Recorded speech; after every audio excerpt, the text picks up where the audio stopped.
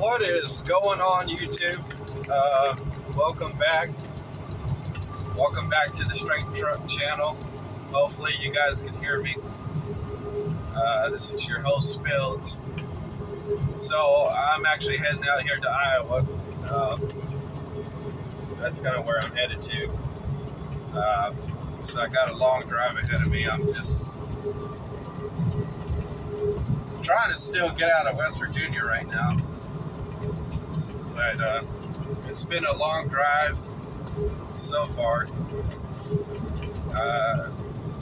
Got like 3 pallets, some very light stuff that I'm transporting, so the box is sealed, so I can't adjust anything in the box. That's why I don't like sealed cargo, because you can't secure it like every so often like you're supposed to double check, make sure everything's secured and locked down and good to go. But since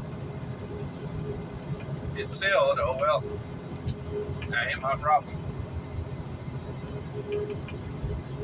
See, in my trucking business, like, you know, when I'm running my own trucking business and I'm doing my own stuff, I can't guarantee a sealed unit load because, you know, if it's sealed, I can't properly secure it. I can't properly, you know, keep an eye on it. I can't, you know, check it like I'm supposed to. Every time I stop, I'm supposed to check my truck and my load.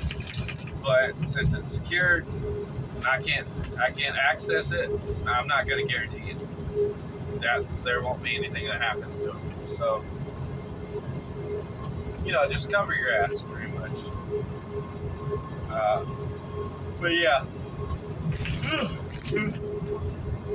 So, I am having a good time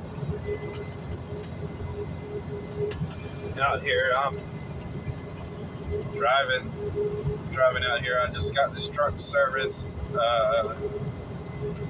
just the other day. So I got new tires, I got oil, transmission, all that stuff changed on this truck here.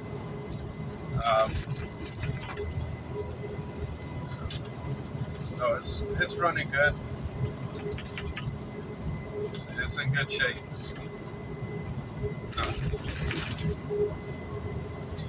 You want to maintain your equipment. That's the number one most important thing in the trucking industry. Do not neglect your equipment. If you do not maintain your truck or trailer, you're going to have a whole bunch of issues down the road. And that's not going to be helpful for you or anybody else. Because if your truck breaks down, your business breaks down, and that's how it is. I mean, you know, you need to buy tires when tires are due. You need to maintain the proper oil changes on a regular basis. Transmission, fluid, and filter changes on a regular basis. Make sure you maintain your vehicle. Make sure you maintain your truck. It's more important too. Like definitely when you're a small business, or hell, even a big business, maintain your equipment. Make sure that everything is on the up and up, because that's what you want to do, is make sure everything is in tip-top shape, to make sure you have no business expenses that are going to come up that is going to cost you an arm and a leg to fix. Okay? Because that's just going to suck when all that stuff breaks. So I am you know, my truck is still in the shop. For those of you guys that know about it, it's still in the shop. It's should be done in a couple more months. You know, so it's going to take a couple more months for it to get finished up here. So I'm still waiting on it. But you know, I spent the money to have my mechanic, you know, redo the motor, I rebuilt the transmission myself. You know, we got the motor and stuff in, and just got to get everything kind of back together and make sure everything's working correctly. And, you know, so I spent good money on my truck, and I still got a long ways to go too on it. I still have a paint job to do. I still got all this other stuff to do to it. So yeah, it's costing me some money, but it's worth it in the long run because I got a truck that I can depend on that is going to be reliable and not have any issues, not break down on me or anything, and that's easy to fix, easy to repair. And it's not a diesel, so I don't, you know, it's a carburetor and engine, so I know how to do all that. So it's just a good truck to have, and it's not going to cost me that much money. So,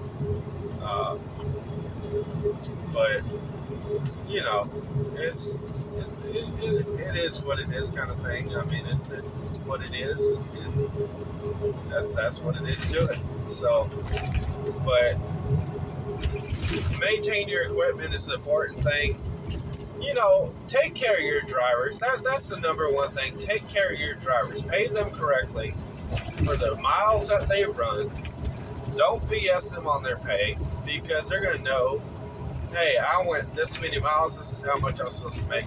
So if you're a 1099 and you're making 38 cents a mile and you're working for a company, so 0.38 times, let's say you do 1,500 miles, that's how much you're making.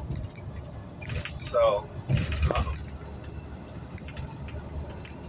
just kind of letting you guys know, like, that's how you do the math. So if you're making 40 cents a mile or $2 a mile or whatever, you times that, you know, how much you're making a mile, you times that by the amount of miles that you are traveling, and that's how much money you are taking home. And that's your take-home pay. So that's after like one trip. So calculate that up in a week. So you did this many miles in this week. At the end of that week, your paychecks should look like the miles that you've driven.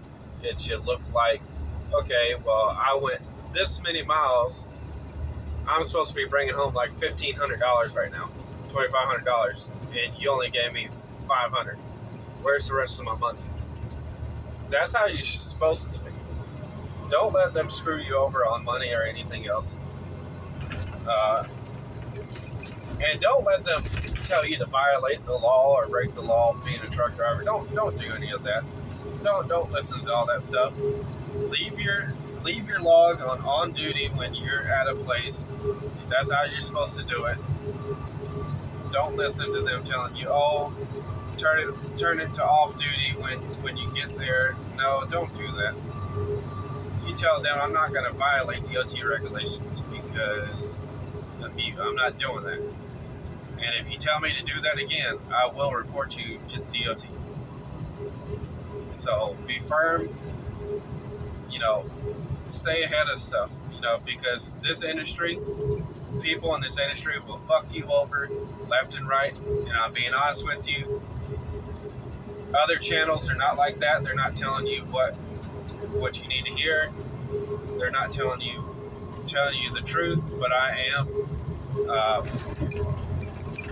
You know, I'm telling you that this industry will eat you alive and spit you out if you're not up to par with everything. So, experience that I learned being over the road and experience for being fucked over multiple times has really given me a more open mind and very cautious and know, like, hey, that's not how that's supposed to be. And I stand my ground and I be firm with everything. So I'm just kind of giving you guys a head up. You know, if you want to go to a good company, you know, go to GP Transco, based out in the Midwest. You can go to, I would not recommend going to like Swift or JB Hunt or those guys. I would go to like a mid-sized carrier that really takes care of their employees and takes care of you. So just be careful about where you apply to, and just be cautious. Ask the right questions. Know how much you're getting. Know your contract. You know, take care of yourself, take care of your equipment, and then you'll be okay. And make sure you keep the customer happy, but don't sit there and let the customer get one over on you. Don't let them sit there and try to bully you into a corner and stuff. Don't let that happen, because at the end of the day, it's business. It's not personal. Unless that motherfucker wants it to be, then make it personal. But other than that, do you, baby. Do you. So you heard it here from Straight Truck Channel. That's advice as a trucker. Don't let anybody fuck you over. Don't hit anything, and don't let anything hit you. Peace out.